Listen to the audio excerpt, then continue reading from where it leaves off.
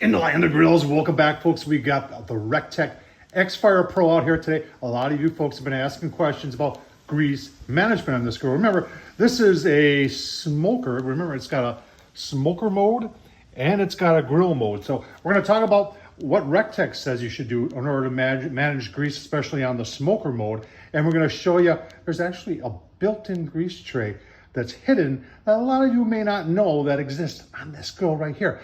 We'll take a look at some more traditional pellet grills and show you how the grease is meant to come out of it. And we'll show you how Recteq expects you to get the grease out of this grill. Let's get started. Show you a more traditional application of getting grease out of a pellet grill. This is a Traeger. This is the Woodridge done reviewing this. And you see they've got a grease tray underneath the main grate there. And it is sloped.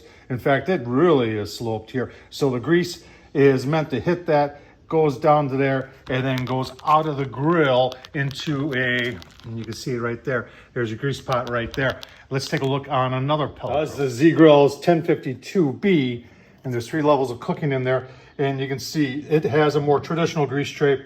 It's sloped to this side, do cover it with aluminum foil, and then the grease just goes out to a bucket right there.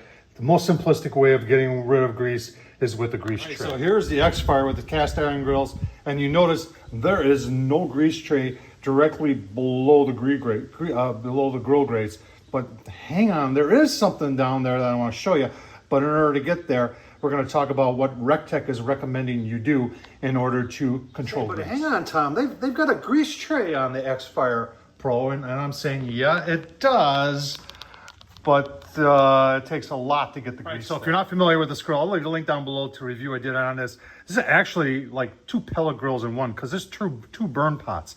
There's one burn pot under this flame tamer right there. And then there's another flame tamer that's a little bit different.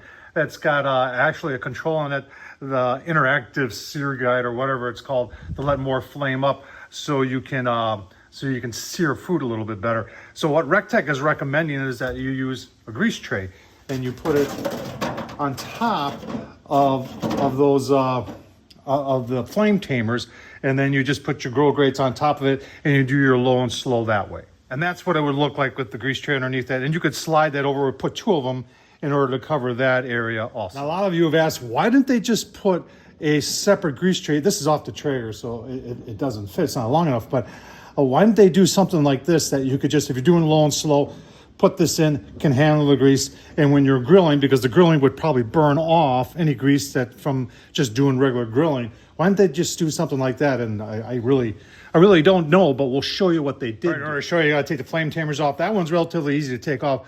This one's got an arm.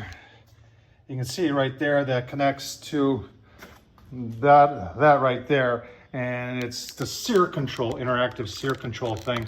So you gotta remove the arm, and then you can remove the flame. So now you can see that there is a built-in grease tray underneath all that. So the grease makes it through everything else. And remember, now it's on the bottom next to the fire pots, and you can see there is some ash, and I cleaned up quite a bit in here.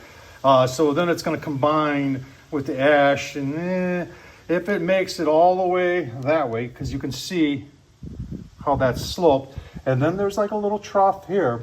And then it gets to there, which will then go down there to your bucket. So those are saying there isn't a grease tray in this grill. That's incorrect. There is. It's going to take a lot to get the grease to get to there, to get out and go down in there. But that's what Recteq did in this case, and they claim it works. Turn the Recteq XFire in my garage this way is level. Front to back, back to front, it's pitched out toward the front. So I've got it on the level side, and we're just, you know what, let's pour some water in there. I just want to show you that it does work.